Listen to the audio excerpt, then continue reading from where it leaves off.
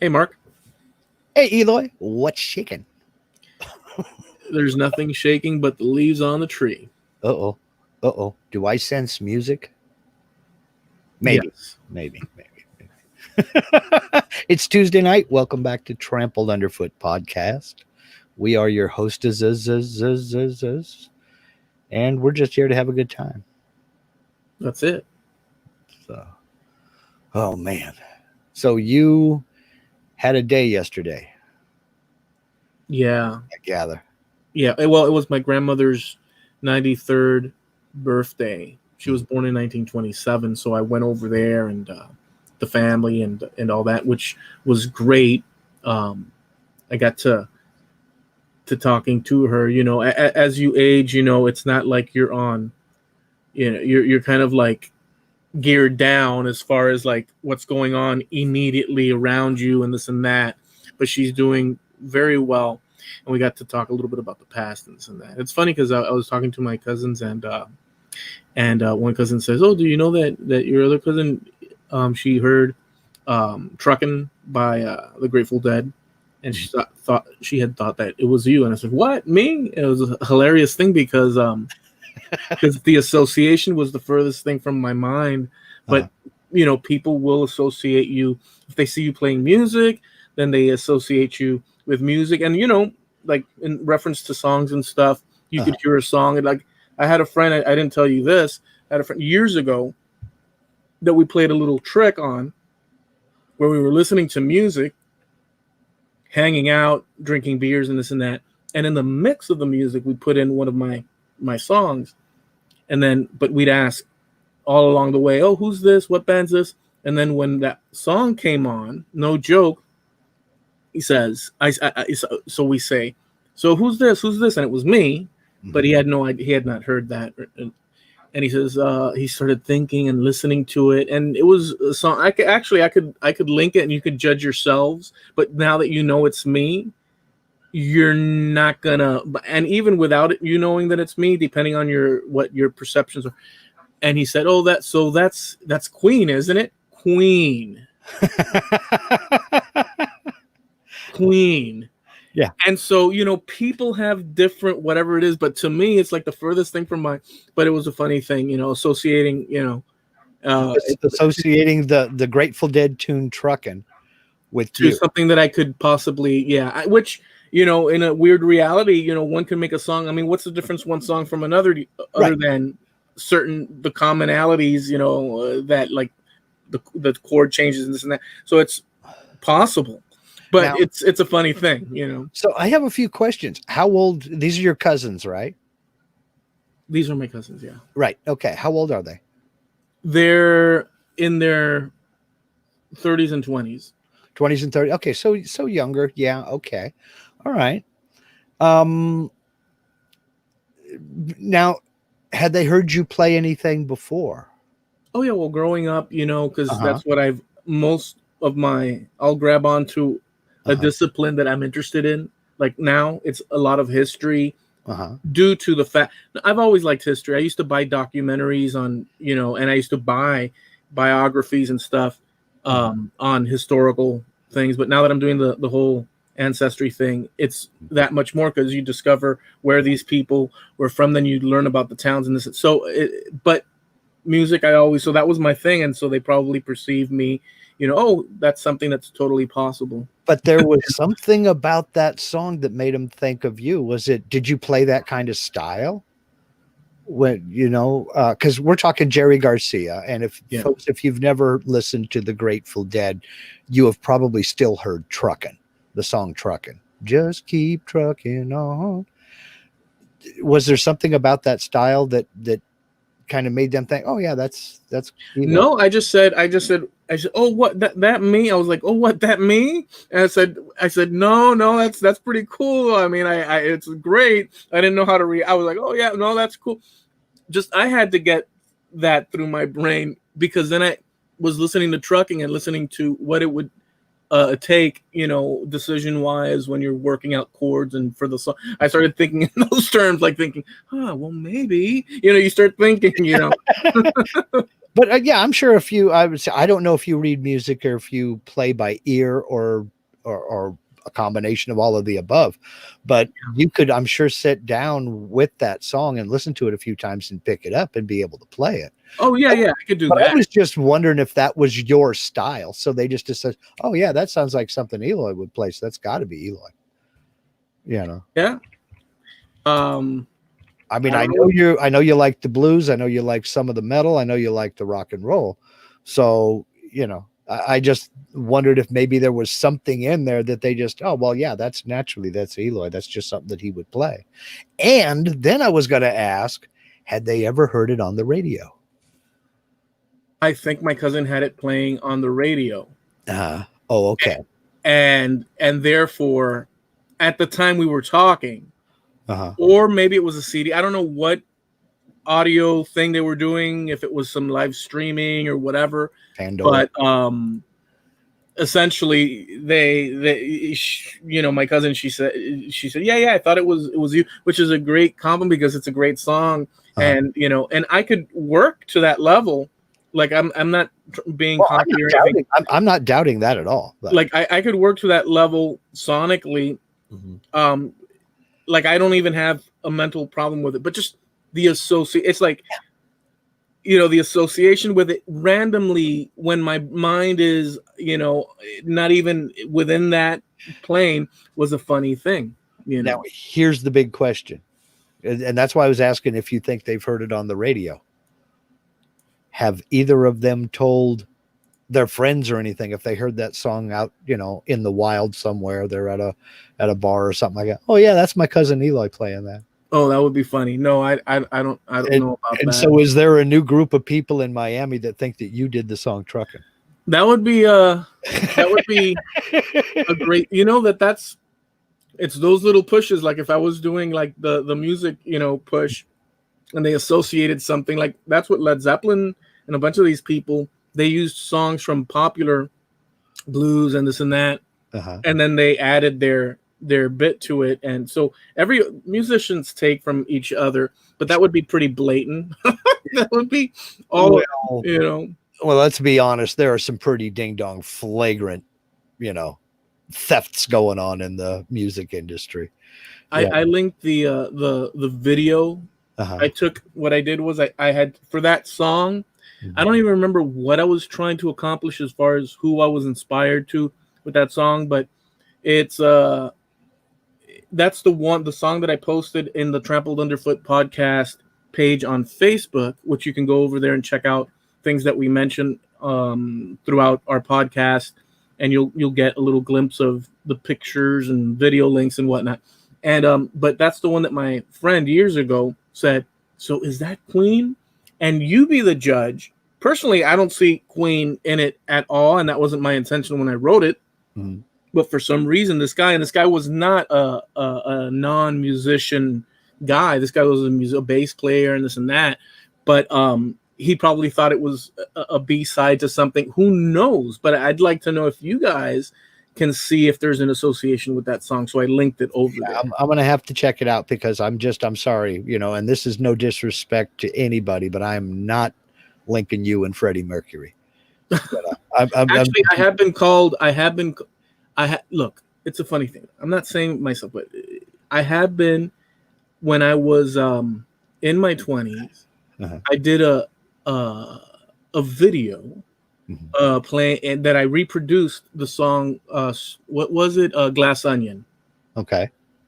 And in one of the comments, and it's just things that you see on YouTube and stuff, and you get all sorts of awesome, dude, and this and that. This is when YouTube was 360 and the audio was like crappy and stuff. So it's like a little box thing. And I used like special effects. So it was like strawberries and just weird, just to denote. It's cheesy, like going like someone in the 80s watching 60s music videos, and oh my goodness, look what they were doing.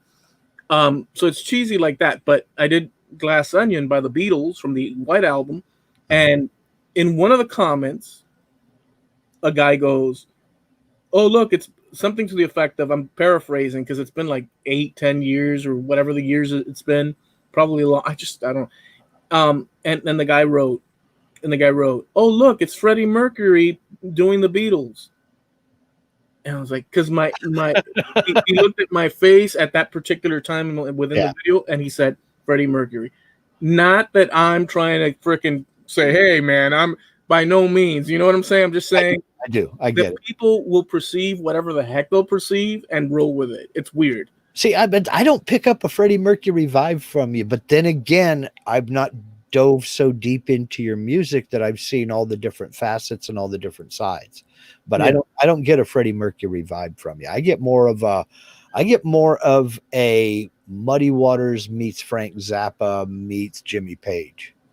Well, vibe. I'll take that. And it's not just the music, it's the attitude, but the serious side to the music. You know what I mean? It's not just the pedestrian listenership. It's somebody who actually walks the talk, somebody who can play it himself, but also knows the backstory, knows the production, knows how those people got to that place to be able to sit down and make that recording, that album or that single or whichever. So there's a serious side, but there's also a lighten up, let's have some fun side. I was always a fan soul in there. So, well, I appreciate that, man. I mean, I've always been a fan of music. And the reason I started playing music is because I was a fan of music and wanted to know how it was that people got to that point. And to me, like singing, for instance, was, and I'm not a singer, so I'm none of these things. Like, I'm not trying to say, hey, man, I'm very much anti. Everybody's got their ego in this, but I'm very much anti like doing it up 5 notches because, hey, man, I'm the dog right here, and I'm not. That's not me. But I like to do stuff, and present it. But I'm not like there, like hey, man, I'm so freaking. But I wanted to copy them to see if I could learn and say, I've captured this golden nugget of information of how music is constructed, and so I want that. And so singing was always very weird for me because you hear like John Lennon, and then you have on the other extreme someone like, I mean, for goodness sakes, let's not use Joe Cocker because but like, let's say John Lennon, and which has this certain tone to it. And then we'll go into something like Def Leppard, where there's this orchestral, and you're like, how does a person's voice as a kid fit in? I mean, I'm here sitting in my room in 1980, whatever, and how does my voice? How do they do that? How you can't? And it's not like one is going out like there's a place you can go and find it. There is, but back then you're clueless to even how to research it. You could go to the library and then dabble through. And so my solution was to have my friend, so I can get the passion of the song, have my friend punch me as I played and sang a song. Whatever works, dude. And dude, he'd punch me, and I'd be fuck, and I'd be singing. Well, I learned that didn't work, and it wasn't until I started listening to Eric Clapton that I realized something. And Eric Clapton sings, but he's not a singer in the sense that he's there for singing. He's there for the whole thing, and he's using the tools, singing plus the guitar playing plus other musicians. Right. He's not downplaying other musicians, and I like that attitude. He brings everybody with him, just like the Beatles did. I've always liked that, as opposed to the rock, bad daddy, and everybody else is the subservient musician. I'll listen to it and I enjoy stuff like Elvis and all these, but I like that sort of group together, coming together and creating. Well, Clapton always knew his place. You never saw him out on stage without the guitar. He knew he was the guitarist. Yes, he could sing, but that wasn't his role. He was not the singer. Yeah. He was the guitarist, and he knew his place, and he surrounded himself with some of the best musicians that he could. I mean, if you look over his career and you look at all the people that he has played with, both live performances and on albums, you know, bands of a million different names. Yeah. And the performers that he surrounded himself with, but he always knew his place. He didn't try to be the top dog unless he was performing as Eric Clapton, you know. But Chuck Leavell on keyboards, Nathan East on bass, things like that. He always surrounded himself with good, serious musicians. You know, he knew when to take the lead, but he also knew when to back off and be a part of the band. Cause the thing is with things like the blues comes from jazz in a very watered down way, at least in its origin. It's a derivative of structurally with the chords, but it's a limited form. But it takes from the jazz, because basically, I mean, it takes from the jazz a certain respect for members generally, right? There was a bunch of jerk bluesmen because people are people. Yeah, there's always exceptions. But it does take a certain respect amongst musicians that if you take that to its continuum, you'll see people like Pink Floyd that developed it further, respecting the multitude of their members, creating, right? Oh, yeah. But if you come from a place of after the blues era, coming into the rock era, then into the psychedelic rock era, and you come in without certain knowledge of the tradition, and you're there for the popularity, and I'm being very broad, and you didn't learn that there's a tradition involved, you know, you're missing out on the roots of it. There's a lot of people that ended up being like that. Well, but you look at the performers of the day back then, you know, we've said it many times before, who were the Beatles listening to? Yeah, the old rock and roll and blues. Exactly. That's who they were listening to. I mean, you know, Howlin' Wolf or Leadbelly or Muddy Waters, you name them. I mean, go down the list. They were listening. I mean, Clapton did a bunch of Bessie Smith songs and things like that. That's who they were listening to. It was the next generation to come up in the 60s that were listening to Chuck Berry and Les Paul and even Chet Atkins, you know, that were starting to come up that direction. You know, Les Paul basically showed the world how the electric guitar worked. And then you had people that came up behind him, you know, Ted Nugent or David Gilmour or all of them. That's who they were listening to. The dude from Dire Straits. Mark Knopfler. Yeah. I mean, you know, but that's how you end up with a Stevie Ray Vaughan or a Jimi Hendrix, is they're listening to those old masters. And make no mistake, yes, Jimi Hendrix was hot and heavy into the acid rock, but he was at heart a blues player. I mean, you just listen, pick up an album and put it on, and half of it is blues. Yeah. He did experiment. He did push the technology. He did shove everything as far as he could shove it. But down inside, it was all blues. There's an album, I don't know if you've heard it, but I think it's not that it's eclectic and it's in the song variations, but it's within the catalog of Jimi Hendrix. It's a good have, and it's Jimi Hendrix or Hendrix Blues. And the album is like a white album with little squares. Yes. And each square is a different bluesman that he was inspired from. Yeah. You've seen that one? I've seen the album cover. I've not listened to it. I'm gonna have to dig into it, I guess. I think it's worth sitting back when there's like nothing else to do and like letting yourself go and hearing what, you know, he's playing all these things that are from these famous blues players, and you really get it's a cool album. You get a sense of that you're saying.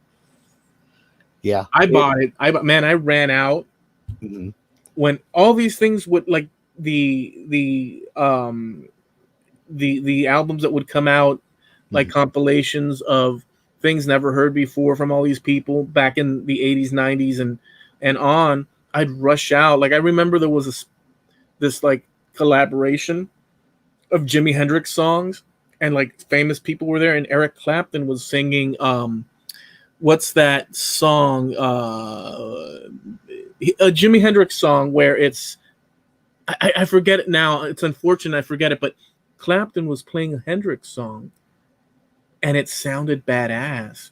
It was I forget. People try to put me in a plastic cage, woman here and woman there. That's why. Woman here, woman there. Oh God, man! You can't hold me down. You're gonna make me look it up. We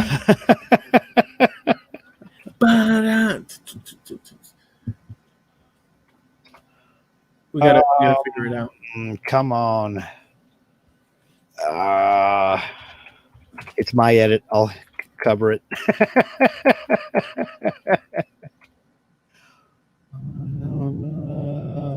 I'll tell you right now. American Woman? No, let's see. You can't hold me down. I don't want to be down. I got to move. Oh, Stone Free. Stone, thank you so much. That one. That song was done by Hendrix on one album. What you tell me? No. The reason I said American Woman is because it's mistitled here. So, yeah, it's Stone Free. To do what I please. That's the free. One. To ride the breeze. Yeah, okay. So, I remember Hendrix doing that song. Uh-huh. And I was like, dude, that's a badass song. But here's the thing. In my little study, it's an undisciplined study, but disciplined because it was continuous. Like, I did not stop listening to music, reading books about music, playing music. I mean, I read one time that Hendrix used to sleep with his guitar. So I started sleeping with my guitar. And you want to know, after like a couple of nights, I put that guitar right back at its guitar stand because it's the most uncomfortable damn thing you could ever do in your life, dude. But I did it. I did it because I wanted... I just... It's a weird thing. I don't know how to explain it, but I even did with the teeth. I started playing with the teeth until one tooth got caught and went... And I was like, oh, crap, no. And I stopped that, but a lot of stuff like that. Well, Stone Free was done with the Clapton, with the Hendrix album, and it had a certain, I don't want to say quality degrade of, but it's a 60s album. Right. I forget which album it's from. Are You Experienced?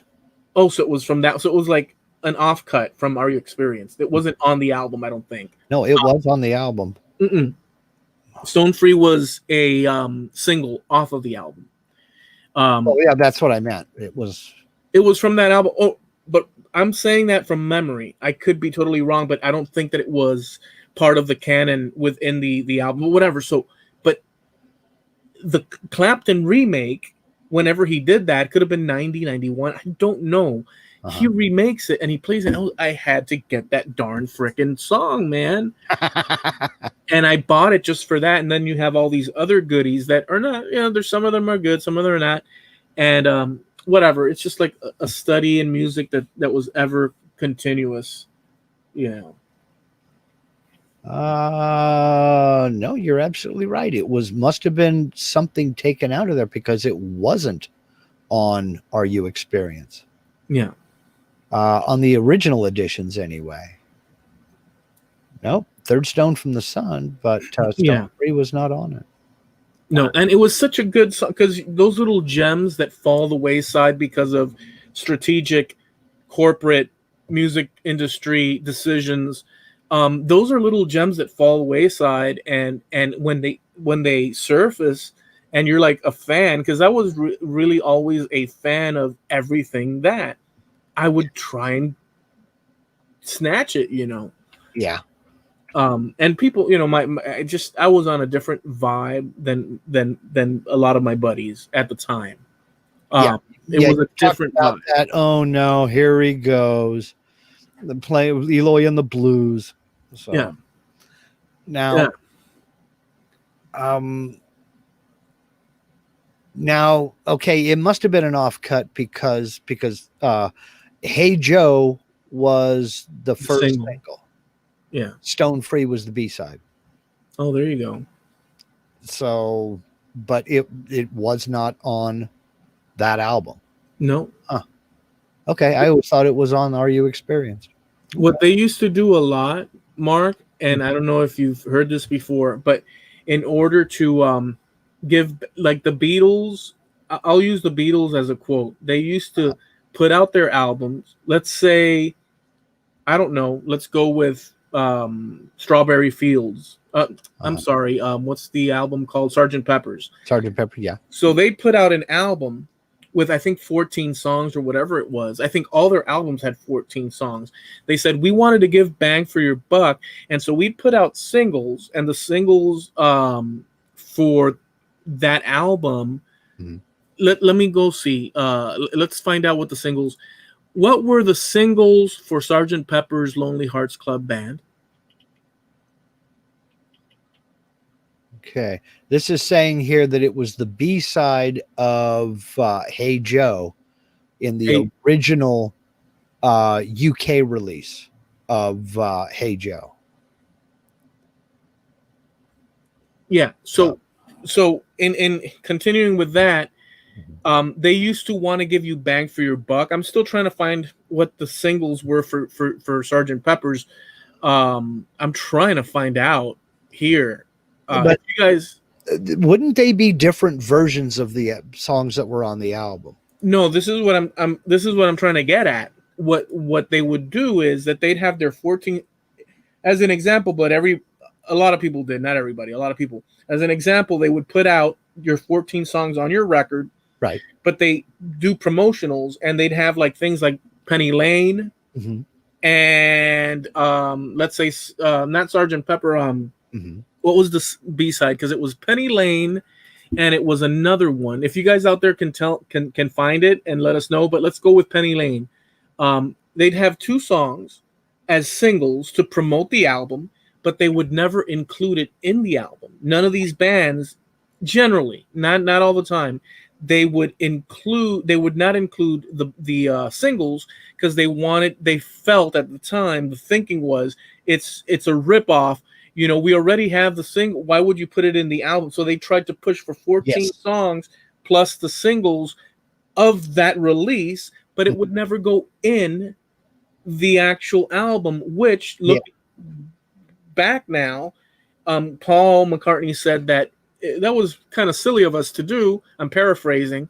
Kind of silly of us to do because, you know, people want to hear the Penny Lanes. People want to hear in the context of the album, but they didn't do it that way. Right, but it was also a way to sell more records because not only did you get the A-side on the album, but if you wanted to have, for instance, Stone Free, you had to buy the single for Hey Joe to get Stone Free because it wasn't on the album. Yeah. You know, look at the Beatles with the White Album and Revolution.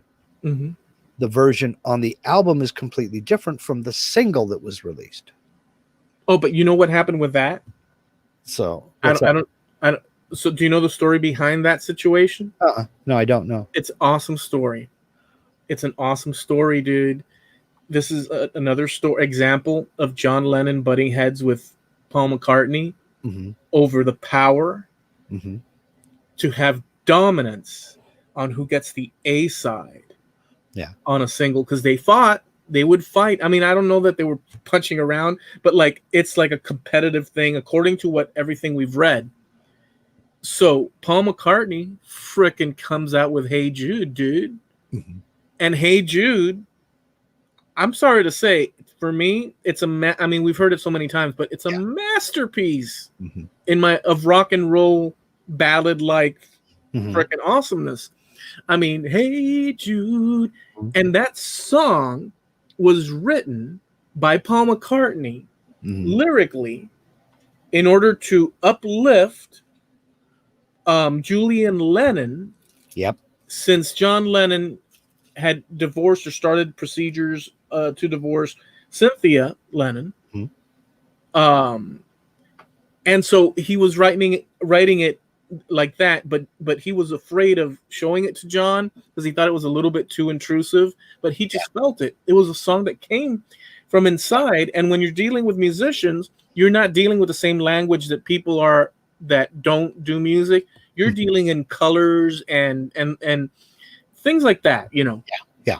So John Lennon at the same time wrote Revolution, which was, they say you want to slow with an acoustic guitar and some trombones and tubas in the back. Bop, bop, shoop-be-doo, wop, shoop. And it's a badass song, acoustically and all that. It's badass. Uh-huh. But when they both came with those picks for their single, and they went through all the people that review it, and including George Martin and all that, they all pointed to Paul McCartney, and this happened a lot.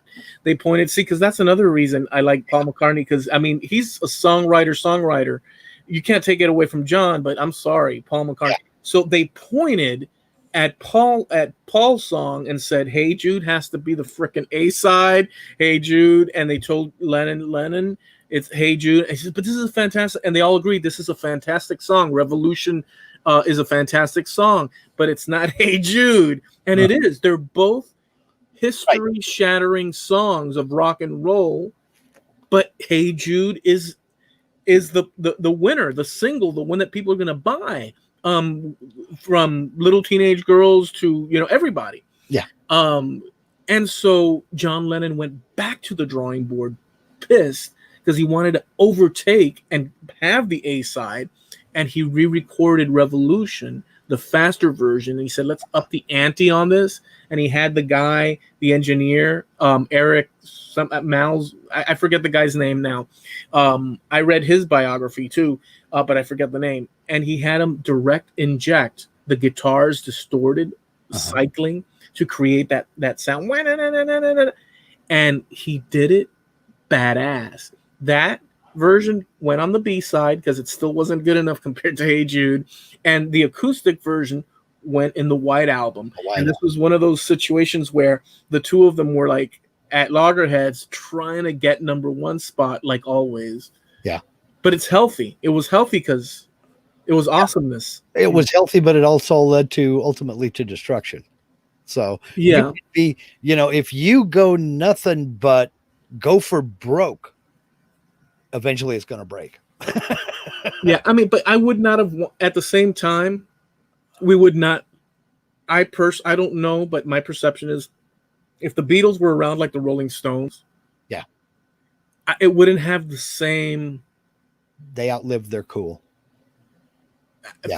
Not for millions of people probably, but for me, the cool never got started. But for me, I'm not really but like if the Beatles were still around and like let's say they went through the disco era, would we have wanted to see that? Yeah, I mean, because I night where the Beatles dancing dance night. All you have to do is look at the song by Kiss called "I Was Made for Loving You." Dude, but that's an awesome song, dude. I'm sorry. And it's also Kiss tries to do disco.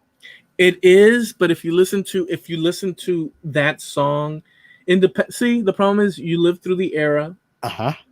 And I was sucking my thumb. It was seen as a major sellout. It's like, oh, not these guys too. They were the last people you would expect that boomps, boomps, boomps, boomps, boomps. Yeah, but that beat is not. See, the problem. The way it was done at the time, it was just like, are you kidding me? You guys. They would have expected it out of anybody but them because they were nothing but hard rock. But you know what the problem is? The problem is that the connotations or the associations attached to the disco, I think is similar as to the rap nowadays when I was growing up. It was worse. It was worse. I mean, there was open rebellion. You can find online Death Before Disco nights at like football and baseball stadiums where they brought like trash cans full of disco records and blew them up out in the middle of the damn fields. It was open, flat out. No, we don't like this disco stuff. And people are just going nuts in the stands and everything else. And it really was. It was a major division. You were either disco or you were rock and roll.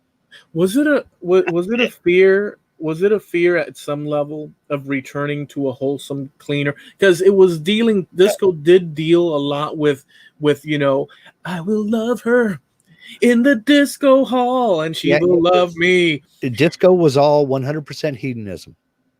Okay, but it was, so it was it the shallowness? What was it? It was everything it stood for and represented. It was the pretentiousness. Right. It was the polyester suits. It was the platform shoes and the gold chains. It was the stereotype. It was seen as plastic, which is exactly what it was. It was 100% plastic and fake. Where rock, you could get anybody out there in blue jeans and a t-shirt to perform on stage in rock and roll, and that was seen as real life. They weren't spending hundreds of dollars moosing their hair back and putting on the gold and the platform shoes and the polyester and all the other kind of it wasn't about the accessories. It was about the music, is what the rock and rollers were saying. Yeah. Another problem for me, because you have, when you're coming up, Mm-hmm. you have X amount of genres that are going on. Mm-hmm. By the time it comes around to me, I have this whole trunk of genres that trunk has been shaken and rattled and mixed. And when they played it on the radio, you did have, obviously, you had your oldie station, this and that. Sure. But what happened is that as I was processing this music, the delineation and the experiences weren't defined.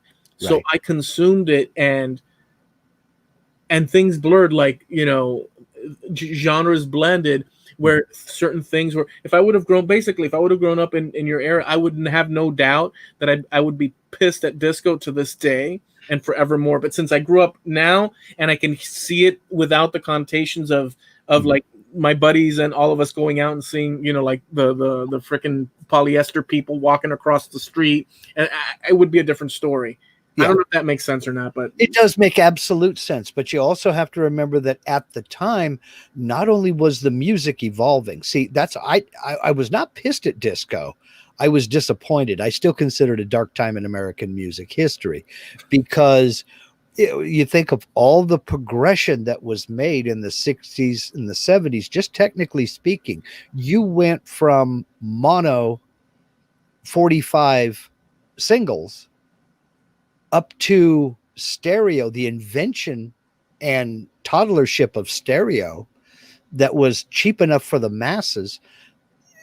Popular music started following a trend that a lot of people didn't like. And when FM stereo was perfected and the FCC allowed FM stereo stations to push a little bit more power to compete with AM, you started seeing the quote unquote progressive rock stations come along.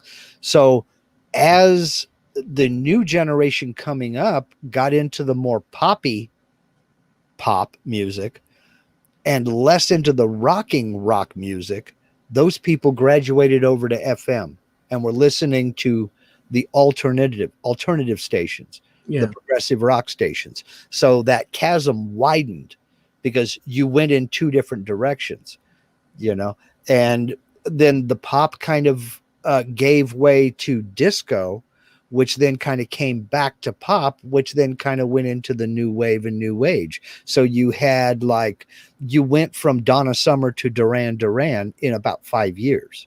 Yeah. And so you had this, and meanwhile, back at the ranch, the rock and rollers, they're off over this way listening to Montrose, or they're listening to Floyd, or they're listening to King Crimson or something like that. Not stuff that you heard on the AM top 40 stations, but stuff that they love nonetheless. Yeah. And and there's a lot to be said for, remember, we're talking about teenage guys. Teenage guys follow the girls. And if the girls are listening to the disco, a lot of teenage guys will kind of cheat on their own music style to be where the girls were for survival. Oh yeah. It's just a guy thing. Yeah. And they still do it to this day. They've been doing it since, Og and Mog grabbed a club and went out and hit a female and drug her back to the cave. Guys will follow women in what they're doing and to try to impress. Is that why they're called clubs when you go out? It's just missing the actual club. It just might be. Is it, let's go out clubbing, everyone? I mean, doesn't that kind of denote some sort of like Viking era?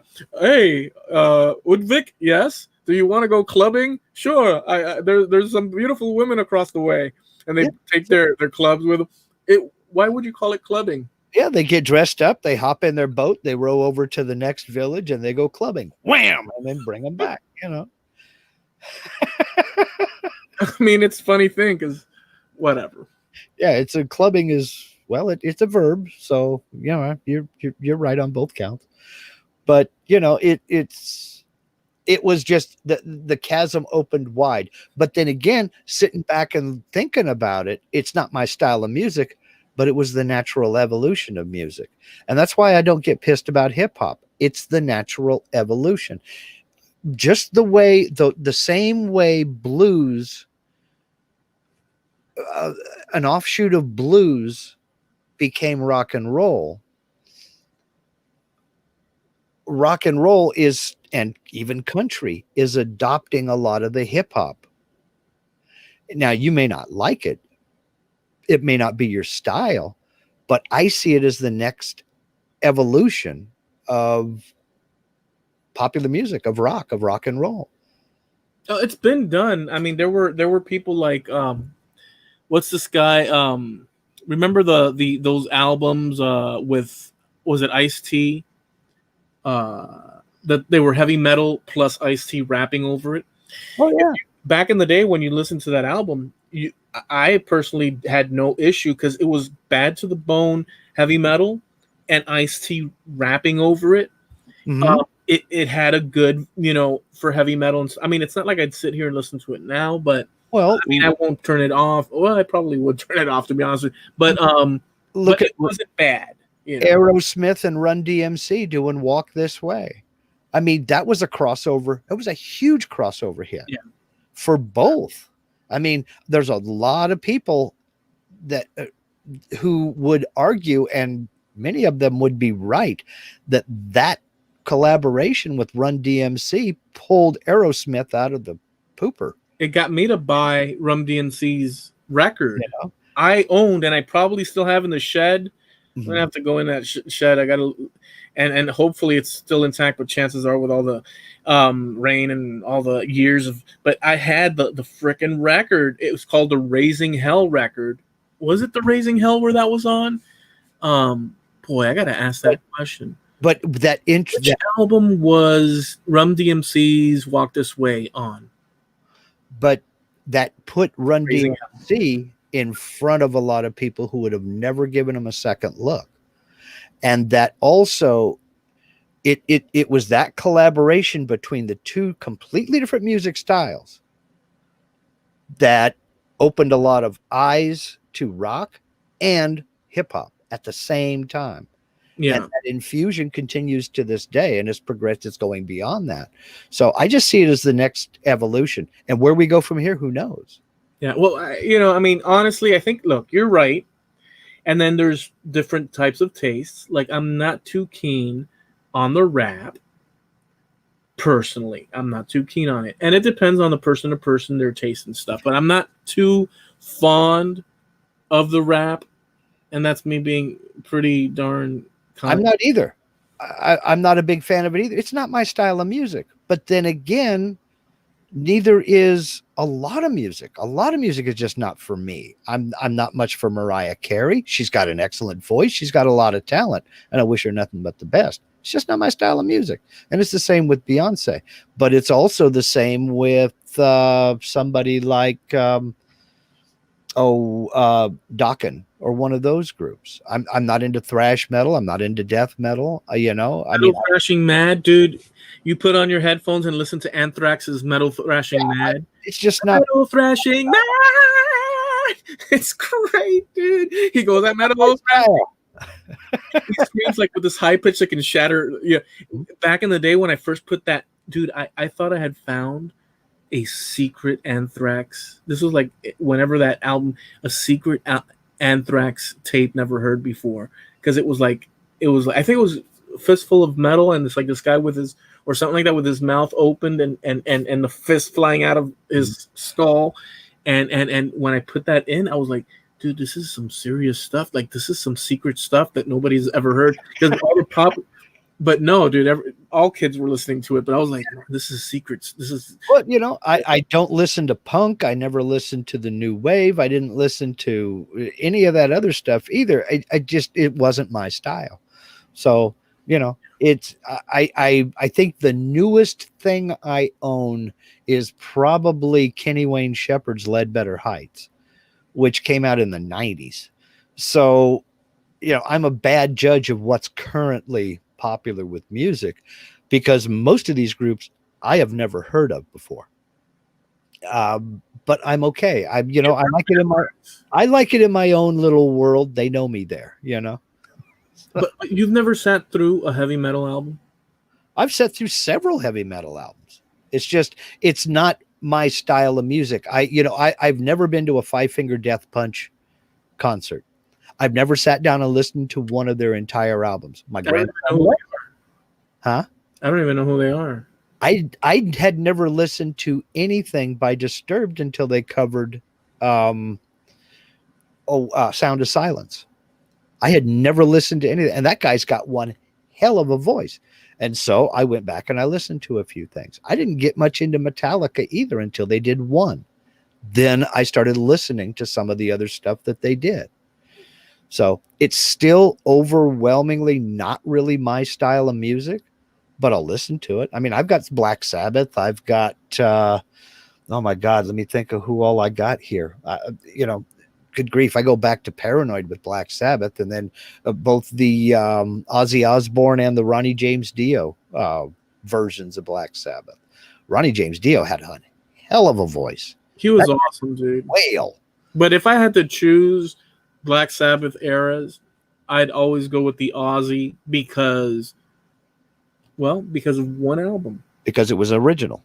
Yeah. Well, it was original, but because of one album and the people involved, and that was Sabbath, Bloody Sabbath. That album, I'm sorry, is one of the best heavy metal, in my opinion, because it's not thrashing, but it's bad to every song on that, I could listen to the whole album.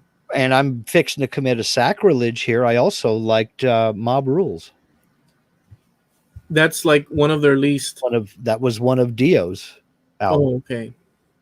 He had a great voice, and Dio's awesome. I liked Dio. I owned Dio records. I owned when he was in Rainbow. Mm-hmm. I owned their record. I probably still have it. There was a cheesy cover of some knight sticking a blade into like a dragon's like bottom jaw. It was like cheap, but like it was a photograph of people dressed. It wasn't like art. It was like a guy, like they took a picture and the guy's going like that to like this big dragon, and like there's a bonfire and stuff. It was so freaking awesome, dude. Yeah. It's so cheesy that it's such an awesome thing. When I'm in that mood, I prefer hard rock to metal. Like give me AC/DC any day. I live the t-shirt. I don't always listen to AC/DC, but when I do, so do my neighbors. That's just the way it is. So when I'm in that kind of a mood, I'll put them on. Or somebody of that, like, hard rock, but not necessarily metal, Yeah. So that's all I'm getting at. It just wasn't my style of music. Well, like I've told people before, up in the disco were that way as well, Oh, I get it. I totally get it. And you have not grown. There has not been a growth of fondness after the fact in you. Like you have not excused your hatred towards even to this day. Just one group, because I think they sold out. They sold out and they cashed in, but they sold out hard. You can't tell me. Okay, let's be clear. You can't tell me. I mean, you could. Mm-hmm. But I don't know how fair it would be. But then again, it's not a fair contest. Mm-hmm. You can't tell me that you don't think.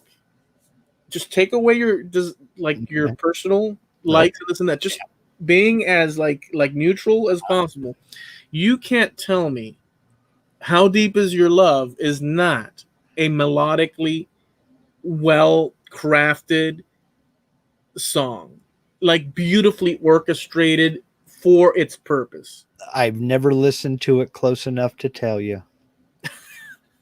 You can't push the button, go to the next channel. I don't listen to it. I'm just I hear that first falsetto, and it's just something in my brain goes, get it away from me, mommy, make it stop. Get it away from me. It's just I can't do it. Now it's funny that you say that, but though, because something other older stuff, yeah, I'll turn it up. Like Massachusetts. Yes, I'll turn that one up. I will too. I like those as well. But are you trying to tell me that their Beethoven reenactment with electronics is not awesome? Never heard. Oh, that one. Yeah, it's on there. Yeah. It's so there was a lot of that going on now. And people were dancing to it. Yes, and people were dancing like crazy to it all over the place. And that's the other thing. See, I don't dance. And I know I can't dance, so I don't feel the need to prove it in public.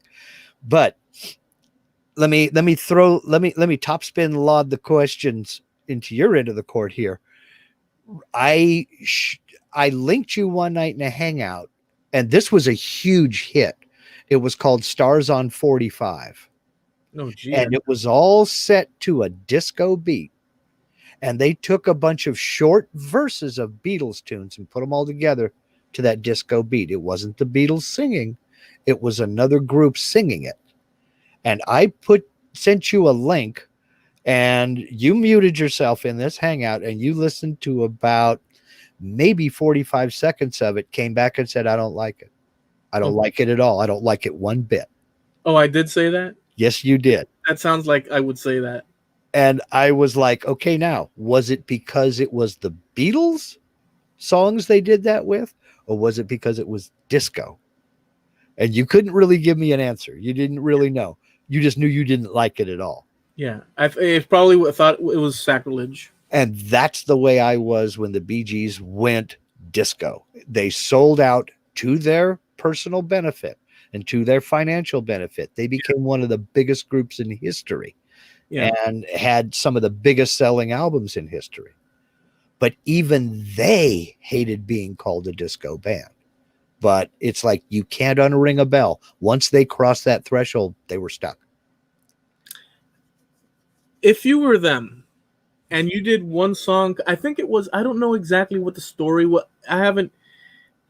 But if you did one song, because maybe for the movie, and then they did the disco style song, and this because it was, I don't remember exactly that story. Let's be honest about that. But if you did one song like that, and you were like the musician of that group, and you said, guys, we're going to try this, which is different from what we do.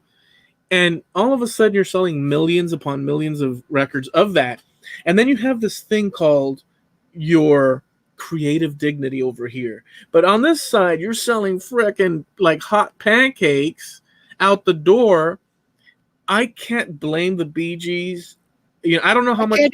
I can't either. I don't know how much chest hair kept growing, and but they went ridiculous. I mean, they went ridiculous, dude. I can't blame them on that level. I can't blame them on that level either. I really can't. And that's why I said they sold out to their financial benefit. And they look, I'm using their words. They admit, yes, we sold out. And yes, we were branded a disco band and we never recovered. It was a huge mistake. We cashed in big time on it, but it basically ended their careers because once disco was over, so were they. Dude, but you know how many people see? That's what I don't get that either. You know how many people reinvent themselves anyhow within this whole even in the movies and stuff. Like they go through the what? But you got to remember that disco was one of the few fads that became extremely popular because most folks hated it. Disco was not as mainstream as a lot of people think it was. And a lot of people have tried to bring it back and they're just going to fail. I'm sorry, because it was seen as fake, phony plastic and pretentiousness. And it never got rid of that. You know what I don't like much? But again, this is all in the context of people's personal preferences, because at the end of the day, it's like going to the store and buying groceries, and you're going to buy, this type of trail mix while the other person's going to buy, I don't know, Twinkies. And like, what? You're not going to buy trail mix? Are you insane? No, I'm a Twinkie man myself. Oh, you're a Twinkie man. Is that right? You can't judge on that level because it's impossible. But what I hate, or I'm not going to use hate, but I would not, is subsequent genres like electronica, especially the ones that they used to do in the clubs. Where, well, yeah, it's like I can't do that. Unfortunately, there's no intelligence. Yes, it elevates your heart, but you want to go like running and jump out the window. It has its place. It's kind of like arena rock and stadium rock. It has its place. Yeah. When was the last time you drove down the street and heard that coming through somebody's window in the vehicle next to you? No. You never. But you go downtown to the club and it's everywhere. It has its place. So I don't get mad at that either. And you're right. Everybody has their own personal taste. There are some people who think that country and Western died with Hank Williams, but Toby Keith is still bringing it in. Yeah. So, and that shows you how old I am. I couldn't name a new country singer right now. So, if I'm driving and I'll stop at a light and like some jerkwad next to me is waiting to turn left, and they've got their windows rolled down, they're pumping out, like, let's say, that whatever crappy music, whatever it might be, we're going to the cash bar 5 times a week or whatever crap. I internally I'm like, I turn up I put the window up or whatever, and I'm cursing inside of my head. But likewise, or opposite, if somebody and I've realized this about myself, stops next to me and they're playing some heavy metal or rock and roll, I'm like, that's right, buddy. So the bias is insane, and and you can't help it either. What was the last time you pulled up to a red light and started singing with the radio and the guy in the car next to you? No. You have not pulled up to a red light and all of a sudden that verse kicks in and you start singing, "You're on a highway to hell." Oh, I've heard it, and I'm like, damn right. And you start singing it. You've never done that. Yeah, do a headbang with him. Yeah, I mean that's me. But I've never stopped at a light and hear, "It's disco fever tonight," and I started just, woo, yeah, come on. No, I've not done that. But yeah, so it depends. We're biased as hell, dude. That's the whole. We are, and we can't help it. And we can't help it. There's nothing we can do about it. So I revel in it. It's okay. Because you know what? What the dude in the car next to me is listening to is just flat out none of my business. And what I'm listening to is none of his business. So, we just keep it civil and everybody's cool. Enjoy your day, bro. Well, for two guys who had absolutely nothing to talk about tonight, we kind of filled an hour. No, we did pretty good. We could run into. Do you think you have plenty there, or because I do have some other topics? Oh, okay. Throw something out there. I mean, we can always from this that it's not even. No, I mean we could throw something out there. I mean, I made enough mistakes that I could edit them out and we'd be cool. If you got a topic, I'm gonna throw something out at you. Okay. That's a little, I don't want to say disturbing, but it's weird. Not so weird, but whatever. Okay. At least it was for me. Okay. Unfortunately, or fortunately, or a little of both, I was surfing the web. And I came across a video, as if no one saw that coming. And the video episode was Helen Keller was a fraud. Okay. And I said, how rude, right? Because of the story, the poor lady and this and that. Like, it was like, but as we've talked before, I couldn't help myself. You know what I'm saying? Because what's my choice? My choice is to say that person is just rude and wrong, and I'm just going to go about my business. Or I could say, let's see if they have something, there that one could bite into. And so I watched it. So basically, long story short, the guy says that she was a fraud, and the lady that took care of her was the one behind all of her intelligence. In that, how could Helen Keller have written all these books when she can't see from the age of like 9 months or whatever it was? She can't see and she can't hear all her life. She has no point of reference for the world around, abstract thought.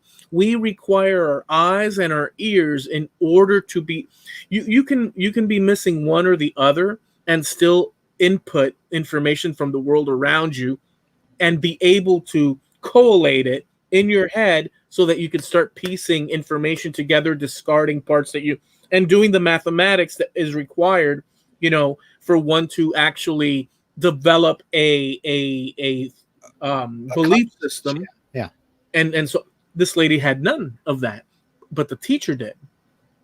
So the guy is strongly suggesting that the hand movements that they would do and stuff he said she would give lectures and each letter is spelt out by a different combination of finger movements on the hand. And so Helen Keller, then they would repeat it with each other, Yeah.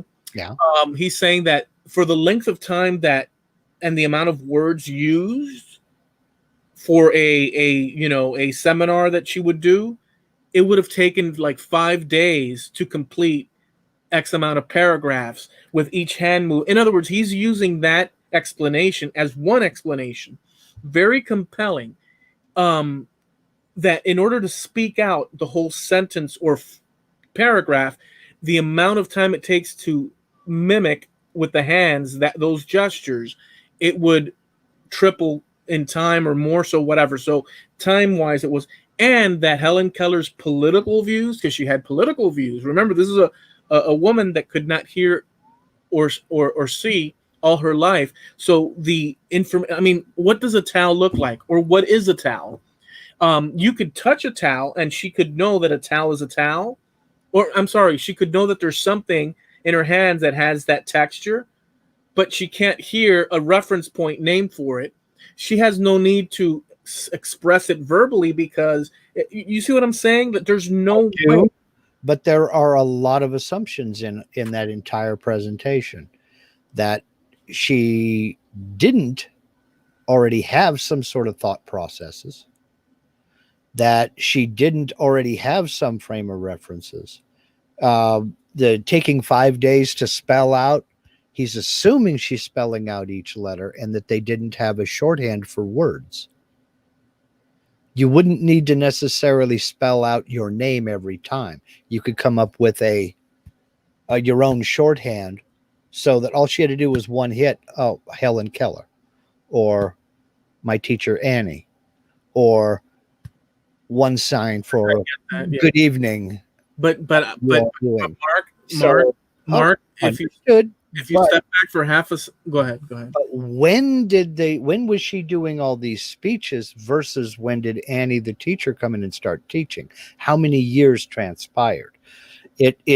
Now, I'm not going to say that somebody like Helen Keller was typical. She obviously was not typical of somebody who was blind and deaf, because obviously she wasn't. But that doesn't mean they can't learn. And if the person has the discipline, drive, and desire and the hunger to learn, to understand, and to try to figure out what they have been missing in their lives, they won't let anything get in their way. Yeah, but I got to stop you for half a second. I agree, and I like that you're saying way better than what I'm thinking. So let's be clear on that. Okay.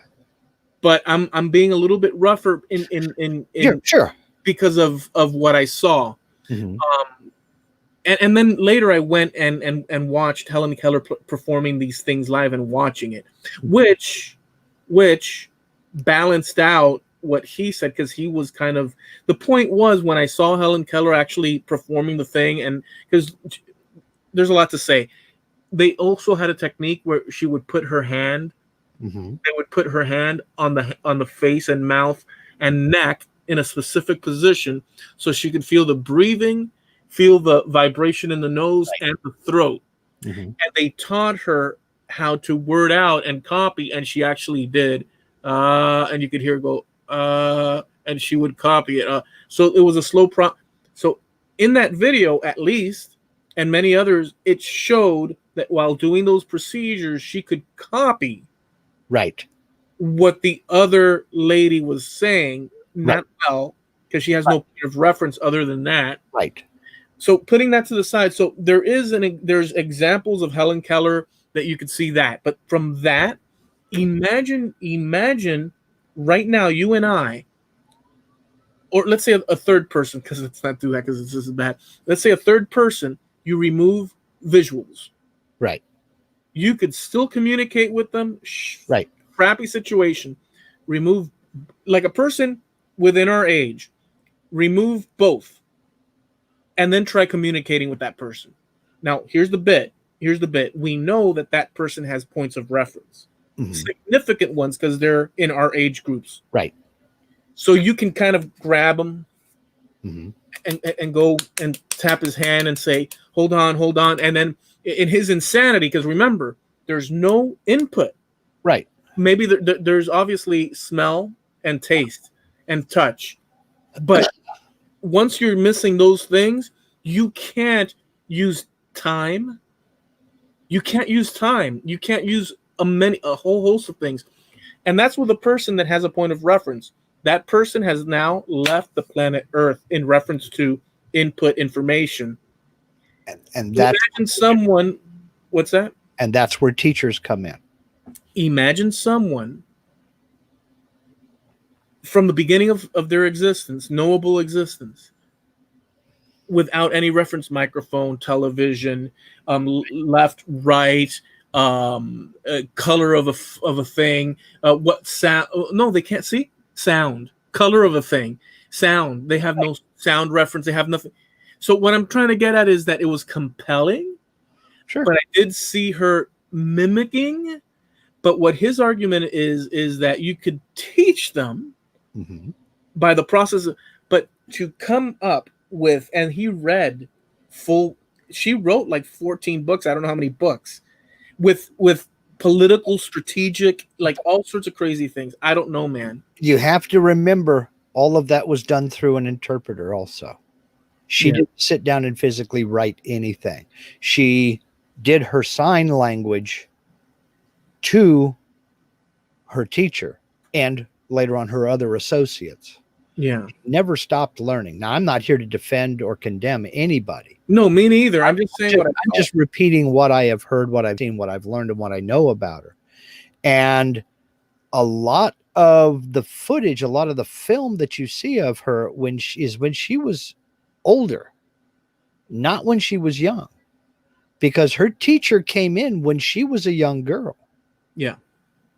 So that's why I say, how many years transpired between the time she started learning from this teacher and she wrote the first book? It's not like they were done 2 weeks later. Well, let me see. When was Helen Keller's first book published? At what age? At 22 years old. I don't know, man. It was called The Story of My Life in 1903. She was born in like 1890 something or 1880 something. So she could give an account of what she went through. How? As far back as how she years of learning how to communicate with her teacher. See, I come at this from I watched my grandfather go blind, and I watched him learn how to do everything he already knew how to do again without his sight. Yeah. watching the man drive nails with a hammer. I watched him build a chicken coop, totally blind. I watched him build a chicken coop for my grandmother, and watching that man drive nails was a harrowing experience, because he would put the nail between two fingers, put his thumb on the head of the nail, and he would swing that hammer from the heels. I mean, just as hard as you and I would, looking at that ding dong nail. And when that hammer head got to about right here, he moved his thumb. But he knew where it was going. He knew exactly where it was going. Because he didn't have vision to cloud his vision. If he was trying to find something, he would just be staring off into space. Oh, there it is right there. Like tracing down wiring under a dashboard or something like that. The guy became a wizard at that kind of stuff. I have a point of reference for that as well. So, and so does he. He knew what he was looking for. No, I'm saying I have a point of reference for that as well, because my cousin would operate. He had a music recording studio. Right. And he operated everything. Right. That is different on two accounts. Both of those scenarios that you and I just shared. And right. you know those what the variations on that is compared to Helen Keller. And then because my grandfather and your cousin could both communicate already. But communication can be taught. Right. So you can communicate with a person. Let's do this. You can virtually do anything, mm-hmm. but there's a time variation depending on how many obstacles are in your way. Right. We can say that without sight and hearing, mm-hmm. the input information is only coming from smell, taste, and touch. Right. Input information, information coming into you. Right. You can't. I don't know. Little by little. I mean, she did explain that what she would do is she'd touch something, and then pour water over the other hand. Like they had techniques that they were working on this and that. And that was at the very, very beginning when she was still a young girl. I'm trying to remember exactly. I think she was like 12 or 13 years old when she, maybe younger than that, when she met her teacher. Very compelling stuff, but we'll leave it at, yeah, it's unknown, because nobody living today knows what was inside her mind while all of this was going on. And the guy may be right. This may have been her teacher's words. It may have been somebody else writing something else and just using Helen Keller's name. It may have been, but I don't know. I can tell you right now, man. I don't know either, but it doesn't bode well when you consider the issue to surmount, which is the inputs. But you and I aren't trying to learn it all for 8 hours a day, every day of your life, for the last 10 to 12 years. I understand that, but to connect, dude, to connect that this is a knife, right. You could pull it out and you could feel the sharpness, and you could take the hand and slice something with it, right? And touch and repeat it, and then you know that this object does that procedure, but you'll never know what it looks like, or what it sounds. None of that. Mm-hmm. And multiply that by everything in the world that we take for granted. Well, not only that, there are a lot of concepts and ideas that cannot be explained in simple language. For instance, okay, let's take this one here. You're sitting in SETI headquarters, search for extraterrestrial intelligence. You're sitting in the SETI headquarters, and a message all of a sudden comes in from outer space. Now, you got to reply to that message from outer space. And what you have to do is you have to tell this alien, who somehow knows English, you have to be able to describe what left and right is. Can you describe, using voice only, what left or right is? knowing that the English language. Yeah, just Without, using your language. without, Can yeah, you describe what left and right is without using what part? with no visual cues? That's what I'm saying. With just your language, can you tell me what is left? With visual language. No, And nothing visual. You can't see this creature, but you can communicate. You're typing or you're talking, whichever. You can communicate, but can you describe what left or right is without something visual?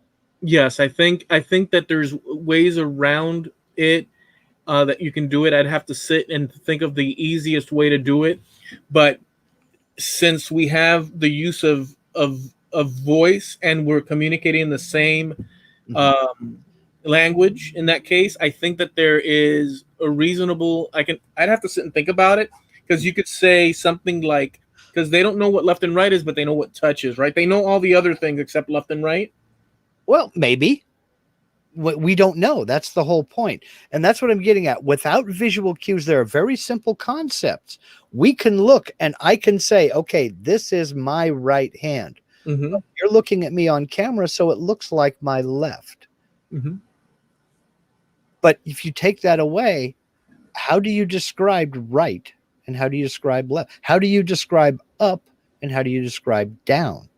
You can use above you and then hope that they know what the word above means. Well, but see, you're walking into a problem there. But what I'm getting at is, no, I got to tell you this. Go ahead. This little bit. All these things that you're telling me are things that we take for granted, obviously. Right, sure.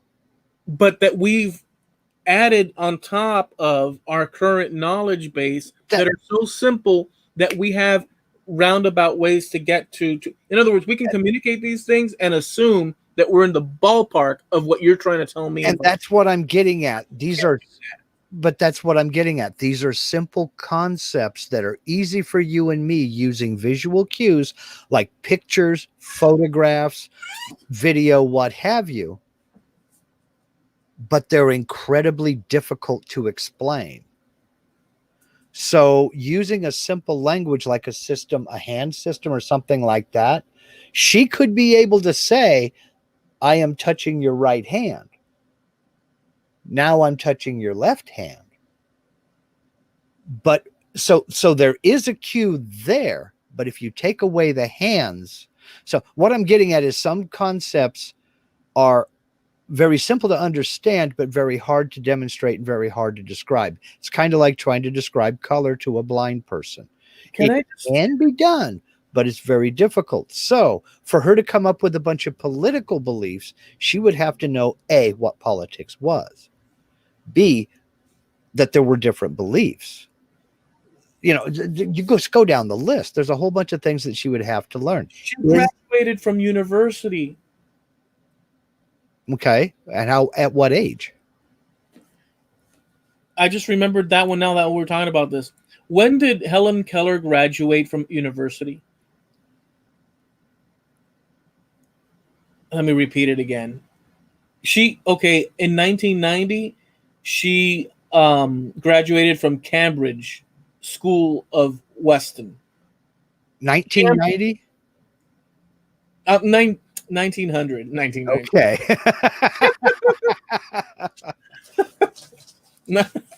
Okay. Yeah, 1900. You know, like I said, maybe once that wall was broken and that teacher was able to actually teach and she found that there were things to be learned, she became a voracious student. You never know. I mean, we don't know what was going on in her mind. Maybe those were the words of her teacher. But to sit and say that Helen Keller herself was a fraud, I don't think there's anybody who would deny that she was deaf and blind. No. He's not saying by saying that. He's saying that they coaxed her. Well, that's possible. That's because you don't know what was in their hearts either. The title is that they're just saying it as the Helen Keller. It's kind of so. Here's another thing that we do. If you were to read that, if you were being that we can do that someone like Helen Keller could not have done is that you can read that and by all the you would know that the title at first is saying, oh, she was a fraud, and then when you watch the video, you would learn that what they're saying is that she was coaxed, and then you would say, oh, so that's why they use that title. It's a little bit grabby, because you're not going to put Helen Keller's trainers were frauds because they're using media as its popular thing. It's clickbait, and it works. And it works. So we understand this, whereas someone that has not those input. So, anyways, I thought that was cool. How could we know? But at the same time, graduating from Cambridge and all these things. I mean, yeah. I mean, now, but you also have to look at the records of Cambridge, because Cambridge University is not, Nick and Tony's country college. This is an established, impeccable record on this school. So if they say, yes, she met the requirements, she did learn Braille. So that speeds up learning a lot. And I know when my grandfather learned Braille, which was difficult, when he learned Braille, he became a voracious reader. But we're talking apples and oranges with your family member and my family member. Yeah, because he did have a frame of reference to start from. But once you move beyond the basics and you are taught Braille, you learn those concepts. Nobody is born knowing politics.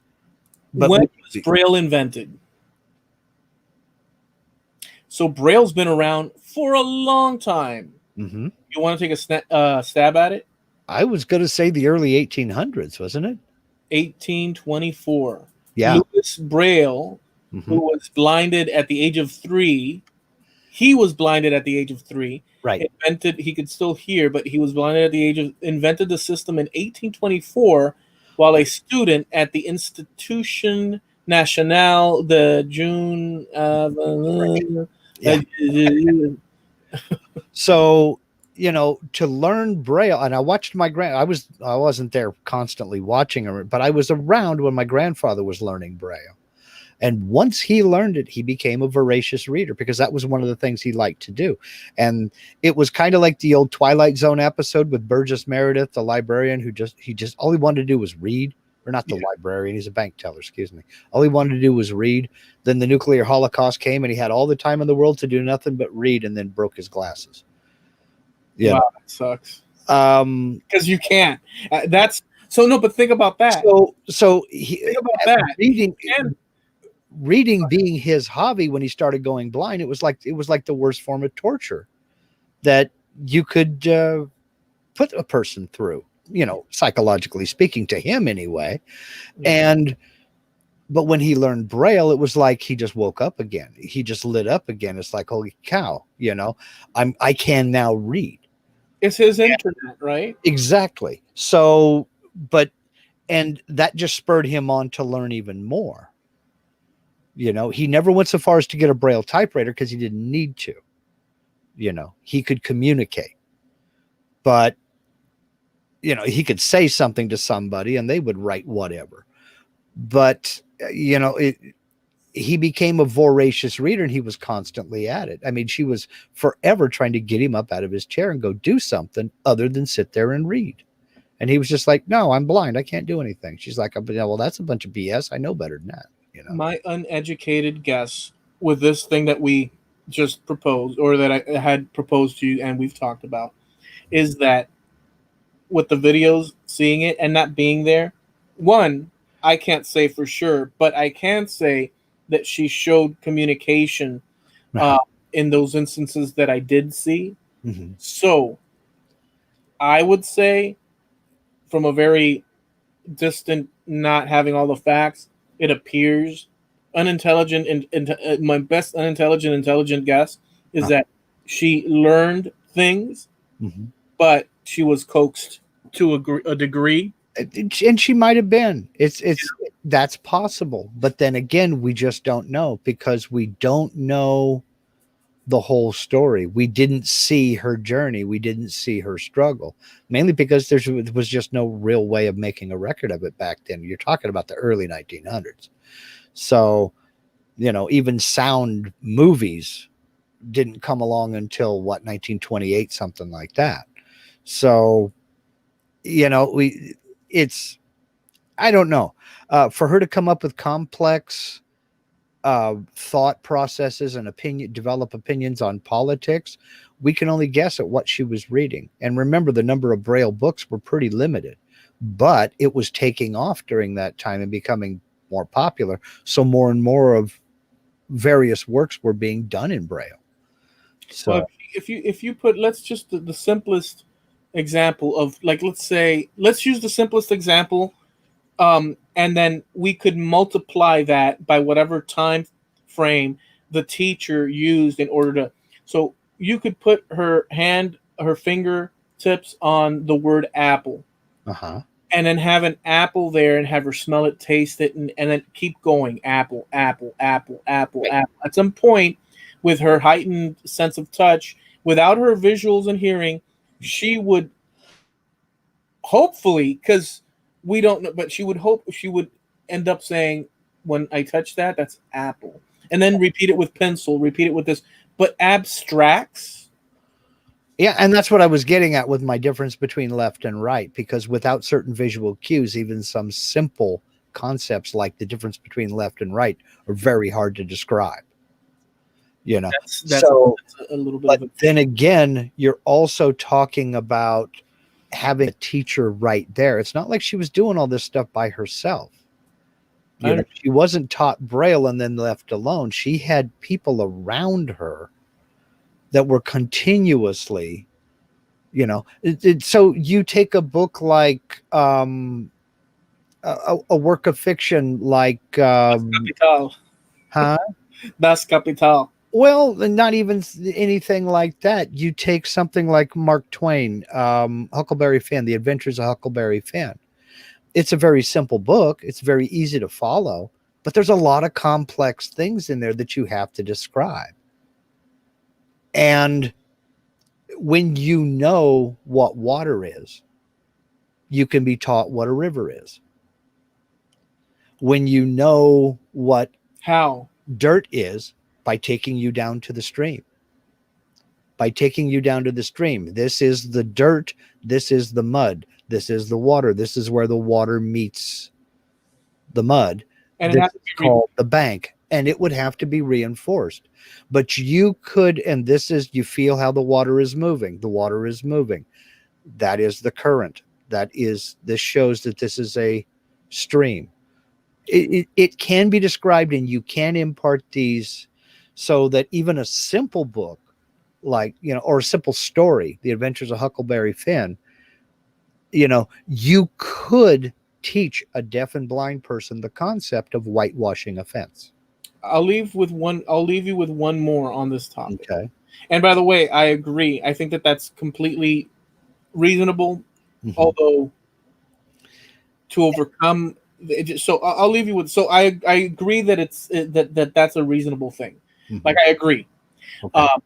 But I'll leave you with this. There's also a psychological issue where we humans are always on guard to one degree or the other of our surroundings, people, everything. This lady had no reference for safety, non-safety, just things in the darkness coming towards her to give her some sort of comfort, and then leave. And then when they left, she didn't know when they were coming back. Then routines had to have been formed in order for her.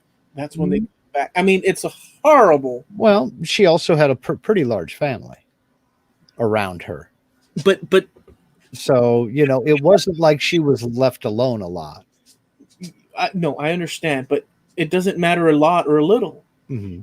If that's the thing. If she is in that darkness and that lot and little, like right now, if if we're hanging out and you leave for a little while, I know that Mark left, and I know when he comes back, and I know. But in this lady's, I mean, what if in the middle of the person's the guardian's leaving, in her darkness and solitude, there's no signals. Signals end when the outside world stops participating with you.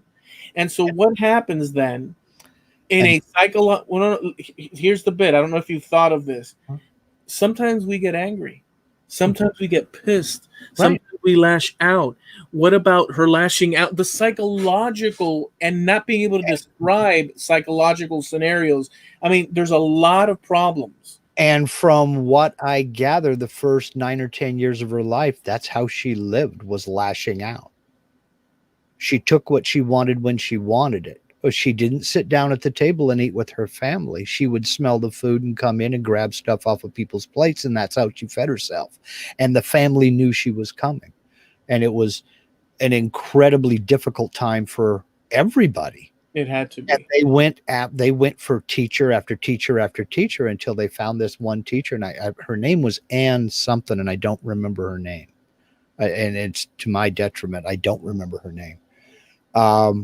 She evidently got through to her and related, because at first she fought. She didn't want to learn any of this. She did what she wanted, and she would hurt herself, and, you know, mom and dad would patch her back up and she would get better and just do whatever.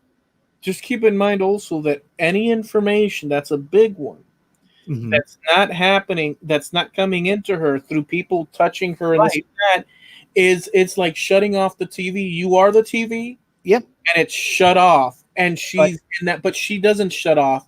She's still existing inside that. Understood. But once she figures out there's something else out there, and there is a way she can communicate with others, you don't think that would institute a change?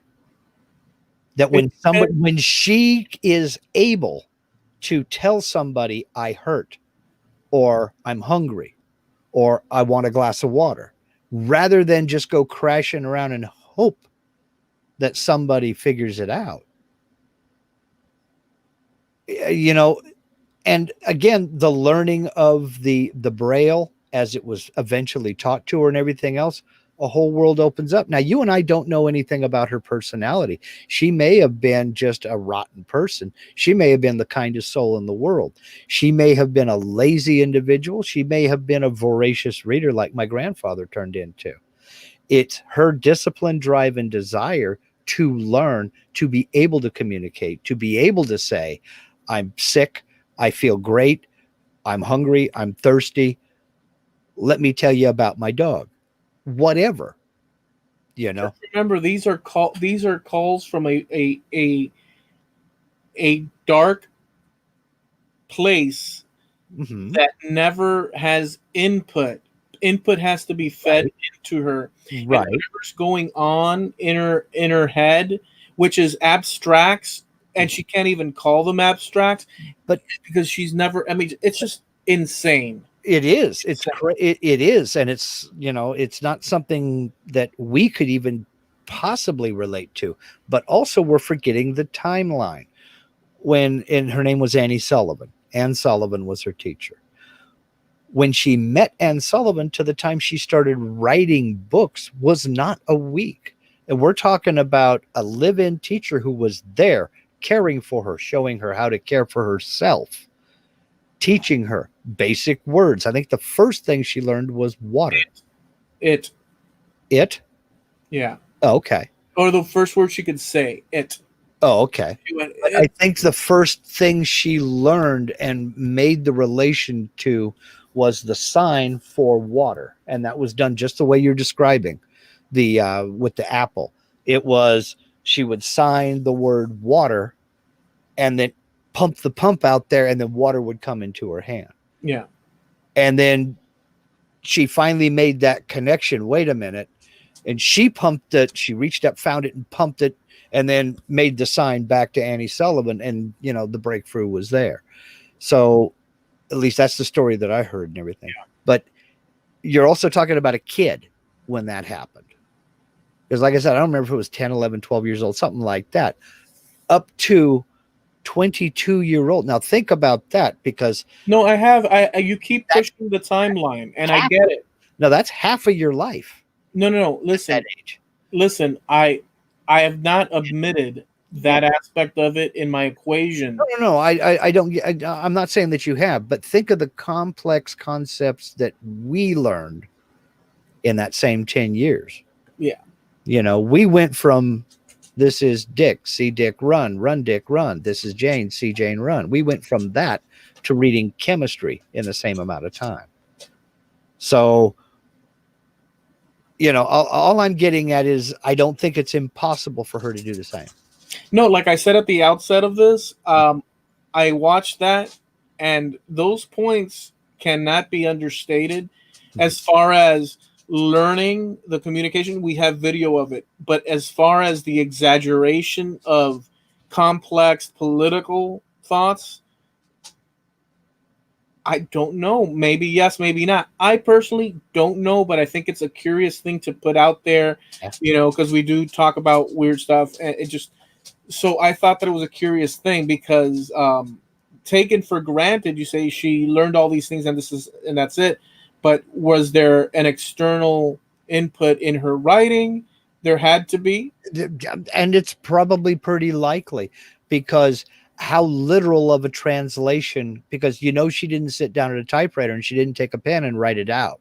Right. How literal of a translation. I mean, you speak English and Spanish. So you I'm sure know that there are a lot of concepts and a lot of sentences that you will read in one language or the other that can't really be expressed all that well in the other language. No, in fact, that's a good example, because there you have, and that's with the sense of all the things that we have acquired because we have all our senses. Right. You still have errors that occur in translations, and that's with all our faculties to be able to correct the issues. So, yeah. Okay. Anne Sullivan started working with Helen Keller in 1887.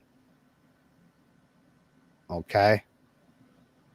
So, and they were together for 49 years, excuse me. So, let's see how old Helen Keller would have been at the time. She was born.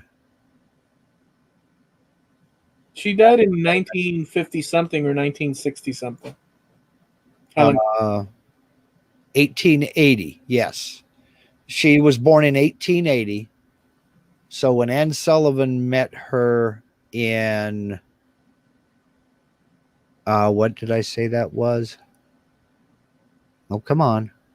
I forget, 1890 something you said? Come on. 1887. So Helen Keller was 7 years old when Anne Sullivan, her teacher, met her, and they started working together. So if she wrote a book by the time she was 22, that's quite a long time of learning.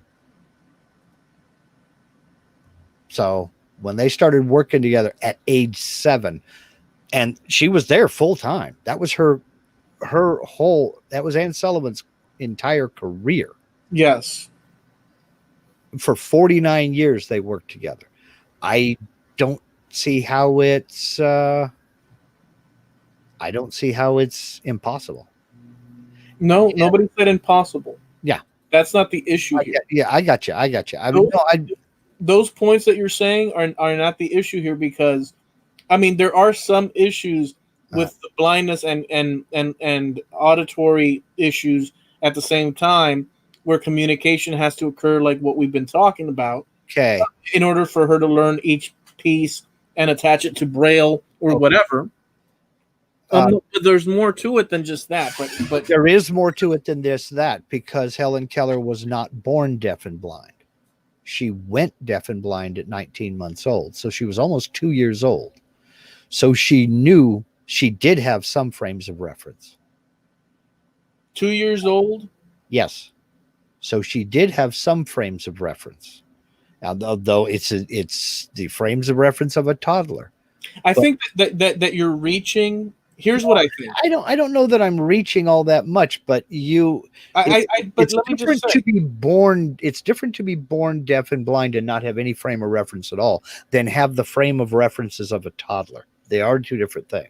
so here's what I think. I think that you're reaching Mm-hmm. for the goal of it fitting into what we know, and that's reasonable Mm-hmm. because it's what we know, that she did all these things. She wrote these books, she traveled a lot, and she did all these things. So you're analyzing it, but you're giving the concepts of how to learn and how to. But when you think of psychology, the psychology of it, when you think of complexities, when you think of these things, all I'm saying here is that not I'm not saying no knowledge of food, this and that. What I'm saying is that complexity in thought, complexity in abstracts, Mm-hmm. and the ability to write a book is so incredibly challenging. I'm not saying impossible, but challenging due to psychology. Your lights go out. They are out, but they go out as far as your communication signal is off every time you are disconnected from the umbilical cord of the outside world, people touching you and this and that. All those things. All I'm saying is that complexity, it might be, there's a possibility that they greatly assisted in writing of these complex ideas and all that. And every single one of us with full vision and full hearing are the same way. We only know what we've been taught, and that we go out and try to learn on our own. So complex theories and what have you, if she graduated from Cambridge, she didn't do it by knowing the difference between a cat and a dog. She had to have done the work, is what I'm getting at. So I'm not discounting that she was coerced, or not coerced, but she was led down a certain path and taught certain things, and that's where her opinions came from, because all of us are led down certain paths, and that's where our opinions come from. And did somebody interpret something she said wrong, and so they wrote this in the book? I don't know that. I think it's more severe than that. It could. Well, no. When I say misinterpret, I mean when it's back to the English versus Spanish thing. If your cousin talks to you an entire paragraph in Spanish and you try to tell me that paragraph in English, I'm not going to get the whole thing. I'm going to get your interpretation of what she said. And that may be good, that may not be so good. So that's what I'm saying right there. If you're reading a book that she was published in her name, you are reading the words of the interpreter, because she didn't sit down and physically type that out. So whether the interpreter put a spin on it or not, that's unknown. Whether she intentionally or unintentionally slanted something a certain direction, that's unknown. This is a very difficult thing. So look, so I'll just say that, and I agree with you, that all, in these things, I'm just saying that the mountains to overcome are pretty severe. And the probability of her I think that, I'm just saying that to me, if you really take it together, we weren't there, so we don't know. It's been documented and it's accepted canon in history, but it was a challenge that I had seen. One has to take things with a grain of salt, but at the same time, when you put this situation is so severe because of the lack of senses, it's such a severe scenario. But then again, I'm not an expert in it, so I wouldn't say.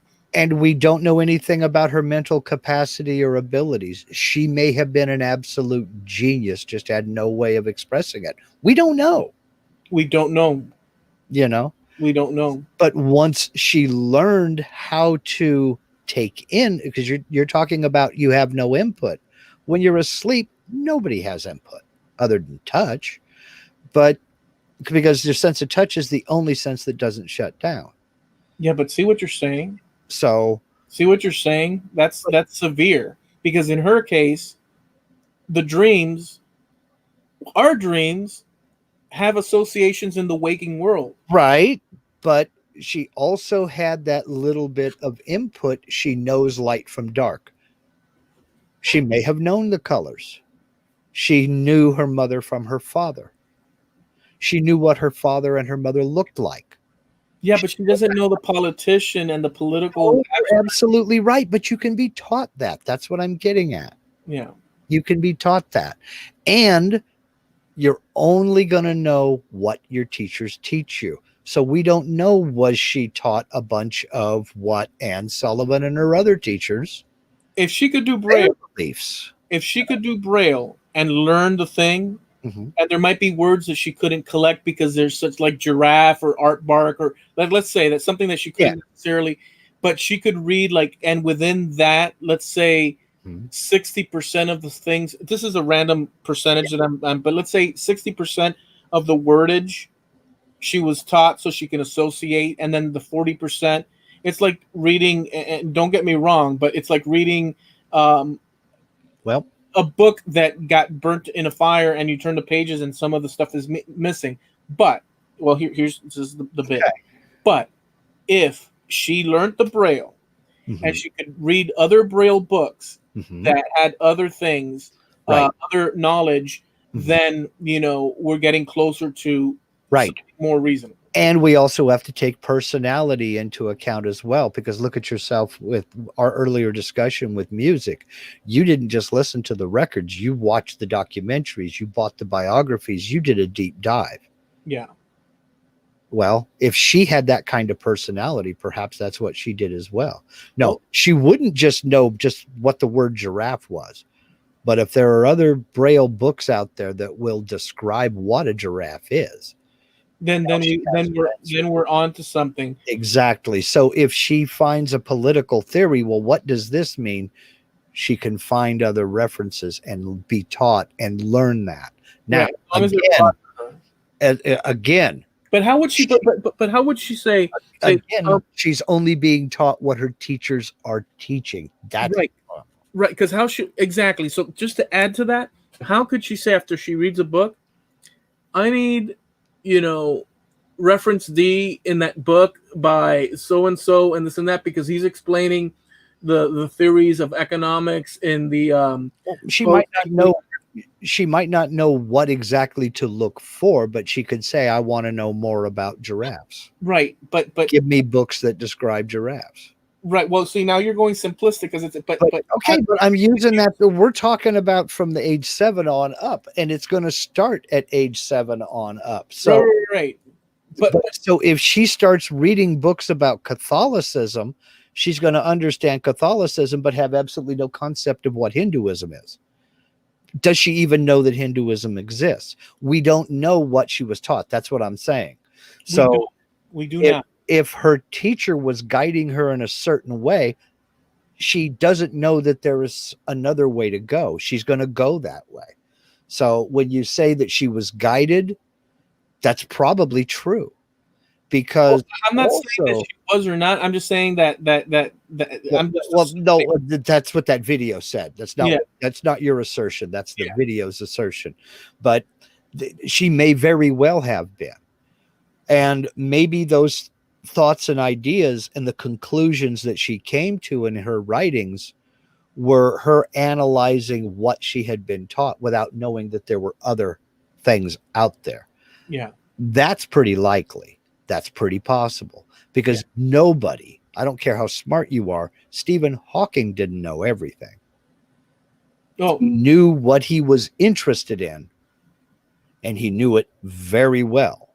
Well, now that you mentioned Stephen Hawking's, and we'll just, I guess, because we're rounding out. Yeah, 2 hours, and I'll probably edit a lot of junk out.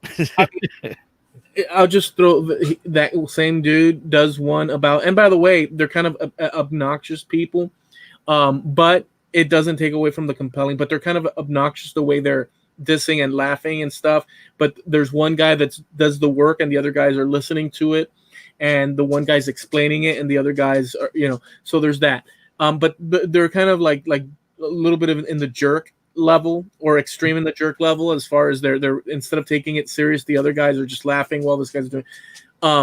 That's the video of that channel also did one on Einstein, and I'll just say this, I'll leave it at that. And if you want, Einstein was a fraud, and it's heavy duty, and it worked. You swallowed, you took the clickbait, and you're hooked like a trout. See, but here's the problem with that. Mm-hmm. That assumes, oh no, I took it because I wanted to. It's entertainment, sure, yeah. No sweat off my back. But here's the thing: you don't know, and you think the way you're saying it is as if you're so confident that it's not true, but you don't freaking know. No, I don't. And you know what? I don't care either. That's but why? But this is an audio show, and so you have to do something. You may not care, but if he was, would you care? No, because there's not a lot writing. There's not a lot of my life writing on. No, but not on that level. Not on the level of you surviving existence. But if something is false, let's just say. Here's the thing. If something is, I'll do it this way so you can finally say yes. If somebody's lying to you, and just generally speaking, see, we're gonna fix this because if somebody's lying to you, this is the point of it. It's not, the point is, forget that it's this guy, Helen Keller. If somebody's lying to you, would you prefer to know that you're being lied to for X amount of reasons so that you don't get defrauded? Would you like to know that the person is coming at you straight? It depends on what the situation is. Listen. It depends on the situation. If it's an inconsequential lie or one that's too late to be concerned with, it's no skin off my back. I just don't care. Let's assume anybody in this world, since you wanted to keep taking that journey, and because I recognize the journey for what it is, since you wanted to keep taking that journey, fine. You want to say that, so then your position is that. No. Let me finish my position. My position is this. Let's just say that guy is absolutely correct and Einstein is a fraud. Now what? No, that's not. I asked you one basic thing. No. We have too much writing on Einstein being correct. All of our satellite communications takes the theory of relativity into account. Yeah, they have to be timed to 100% perfect. We have too much writing on him being right. Okay, so if we find out that he was a fraud, now what? Now what do we do? Okay. So here, my basic thing. So because you're going specific, and I did, Jen. Yeah. Because my basic thing is to know a truth, or you prefer to know a truth or know a lie. I just don't. And depending what it is breaking it down into it depends on this and that, and that escape route is understandable. You could do that. Yeah. But in general sense, it's like asking you, would you prefer to be hit in the head with a bat or not be hit in the head with a bat? No, it's nothing even like that at all, because it depends on what the lie is. If somebody says, no, I didn't get you a birthday present, and then the next week on my birthday, they did get me a present. Yeah. That's a lie. Would you rather know the truth? It doesn't really matter in the great grand scheme of things. It depends. No, but not the matter part. See, now you're being tough on. The lie is, no, I didn't set your sofa on fire, and yes, you did. That's a different story. It depends on what the lie is. A lot of it, I just don't care. But you're breaking it down to you're breaking it down to I don't care, and you're breaking it down to specifics. I'm saying generally. Okay, I'll do this. We'll leave you with it depends. Okay, because that's what you want to do. Yeah. But generally speaking, I get it. So because you want to be difficult on this. So, but generally speaking, people. Mm-hmm. Generally speaking, you included generally speaking. Sure. I would prefer that people were truthful to me. Yeah. Want truth as opposed to lie, because lie just leads you off. Now, there are people in specific situations that they prefer not to know the truth. They prefer, or the one that you said that you just don't care, doesn't affect your life. Like all those things, but those things lead to what? End of the conversation. Mm-hmm. But what I'm talking about is a historical figure and a video that came out, and you started with the hook in the mouth, and I get that, but isn't that everything from Sure. on the interest level? But we Yeah, have to talk about it is. something. By you saying that, hook in the mouth and this and that, in a way, it's a disqualifier for in a way, because what is it doing? It's saying to me that, oh, you got hooked. No, This and what that, okay. but it minimizes, and you add to it that you really don't care because it doesn't affect you. Right. That you know of. Maybe it does, you don't know, but you wouldn't know unless you looked at the information. I'm not saying, I'm just arguing a point about even just the thing that happened, which may be wrong or right, because I haven't even explained it to you, which we're not going to do today. But the point is that on that level of the contrarian situation, we can't talk about anything. No, we can talk about everything, because what if they're lying? But that's part of no. We can't, you and I could not talk about anything if the threshold is only what interests us or what might affect us. Well, that's what brought us together to begin with, is what interests us were so damn similar. It wasn't even. I get what you're saying. I do get what you're saying, and yes, you're being tough. Dude, yeah, you are. Don't tell me. You might think I'm being tough, but I know we've known each other just 2-3 years now. Yeah. Okay. But I know you well enough to know that you will stick with it until you get the answer you want to hear, and I'm not going to give it to you. Yeah, but the answer I want to hear is what the answer I want to hear is that, or see that I'll tell you that I want to hear from, because I think that you are a well-rounded person. You do have, like everybody else, your credentials of what goes on in the world, and that's human and normal. But I could not accept. I mean, I'm going to have to. But if that's the case about you, then that's a little bit going into the insane. But I know you're not doing it for that. I know what you're doing is being contrarian. I'm at a 99% certainty, because there's no way that you would prefer to be lied to. No, I didn't say that. In a general, and I even went for general. Agreed with you. See, you can't take yes for an answer. That's what I think is funny about it. I even went general in order to avoid.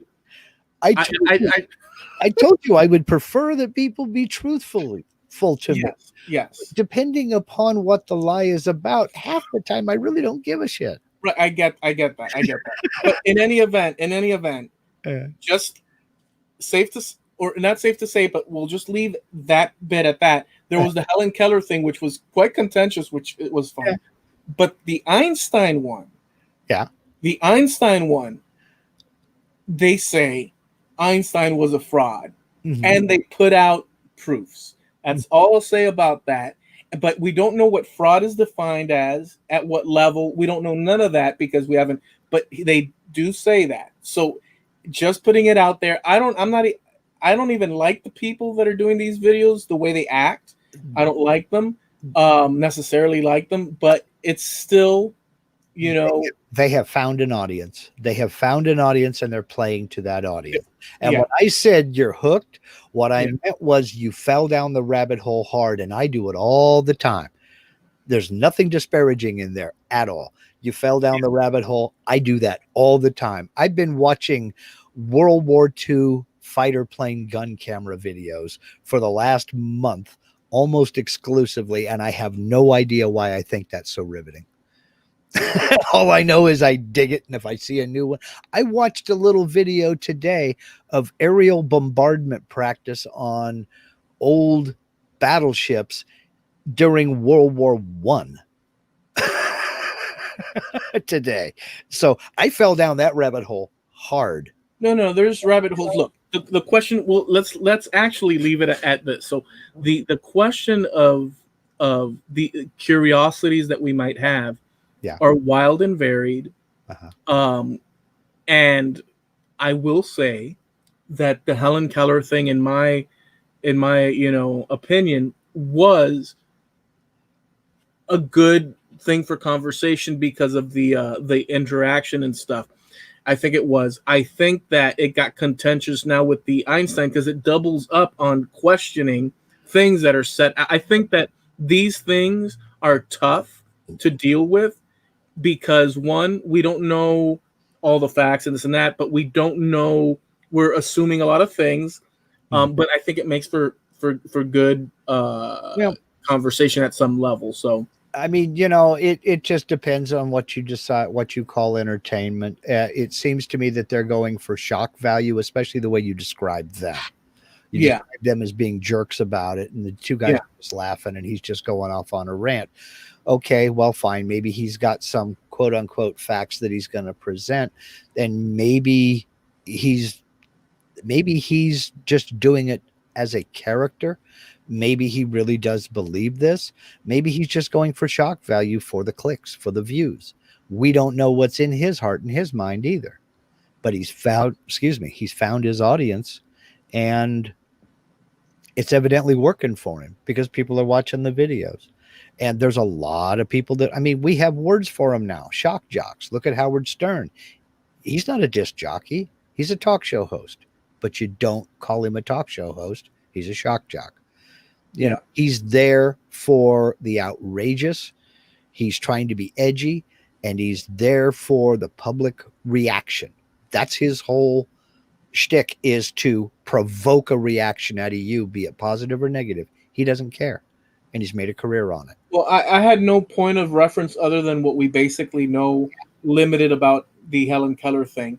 Sure. And when he brought those things up, I was like, well, And in fact, I didn't even remember until later on when we changed the subject and stuff. I thought that he brought some questions up there, but I did go and see those other videos, and I saw her doing the language thing, and I saw her talking, and I saw that, but it still left and still leaves the uncertain. I would like to think that it was all, sunshiny as far as, she did the work and she was able to, and this and that, but it's compelling because wow. So that said, I think because we could keep going actually with that. Go forever, but I could make a compelling argument that your chair is on fire right now, and we can both see it isn't.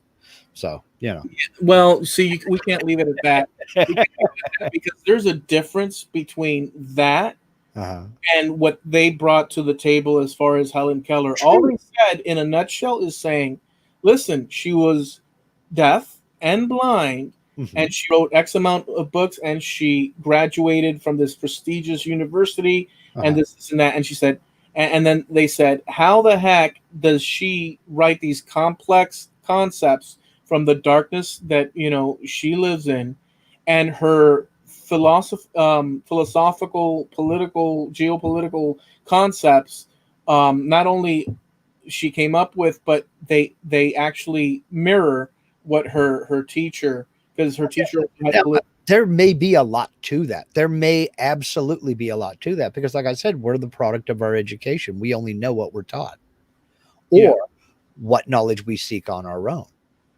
So, there may be something to that. But but blind and deaf doesn't mean stupid is what I was getting at. Oh, and I never suggested. No, I know you didn't. So, but for them to say, how could she do this? She worked at it. That's how she could do it. I'm not saying that's what she did. I'm saying that's how she could work at it and study 10,000 hours, Yeah. It's pretty overwhelming, but yeah. And if you want to hear more riveting conversation like this, you need to head over to the Trampled Underfoot Podcast.com website. Click that. What do we call it? Oh, the Wayback Machine. I almost said the time machine. Yeah. I was going to send people looking for a link that ain't there. Jeez. Yeah, I know. You'd think that after 2 years, I would know what to say. Well, I mean, we're involved in all these conversations. Serious. I'm trying to tone it down, get smooth and mellow, do my Venus flytrap from WKRP in Cincinnati voice. Hit the Trampled Underfoot Podcast.com or .com webpage for those of you who can speak. Hit that Wayback Machine button, and you can go back to our past episodes where we actually got a little more heated than this one time when we were comparing Stevie Ray Vaughan and Jimi Hendrix. One of my favorites. One of my absolute favorites. So hit that website, go over, as Eloy said earlier, and check out our Facebook page. He's put a couple of photographs up there, and he linked his video, his music video, to, and you be the judge. Is it Queen or is it Eloy? Close your eyes, play the video. You tell us. We want to hear your opinion. That's the Trampled Underfoot Podcast on Facebook. We're also sponsored by Steve Nealon over at harneilmedia.com. That's Steve Nealon over at harneilmedia.com. And over there you can set up your own website. Just reach out to Steve, set up your own website, web store, sell products, and he sponsors us. So we thank him for that. Does a great job. And it's really friendly, one-on-one interaction, and you get what you need. So check out harneilmedia.com for all your website needs. And well, I think that we're ready to boogie. I'm listen, thank you guys for hanging out with us. I didn't know this was going to be it, but it turned out good. You know, it was pretty riveting. Still friends, right? Well, I'm not. I have no issues with, but see, you're pushing. See, you have to open the door again. I'm just saying, man, you know. You're pushing before. When you go contrarian, because we all have the contrarian thing, but when you do because you did not want, and I was honest with you, and I brought it out and said, you're being contrarian. You don't want to say the word because you don't want to give the easy out and stuff. And you worked it and worked it and worked it and worked it and worked it and worked it. No matter what. But then I came clean and was honest with you. You're looking for a specific answer, and I'm not going to give it to you. Right. You were honest with it. So we did it. But you know, all that is fair game within the world of brain to brain, you know, working out things and this and that. It's a duel and it's fun. So to me, it's fun. And no, there is no issue. I have zero issue. I like it, but I sure I sure wish the pleasure of snatching it from the jaws of death would have been a good one. But we weren't able to do that this time. Maybe next time. Who knows? I had fun, so I guess it's time to go. Yeah, it's time to go. Thank you guys for hanging. Take care. Have a good night, y'all.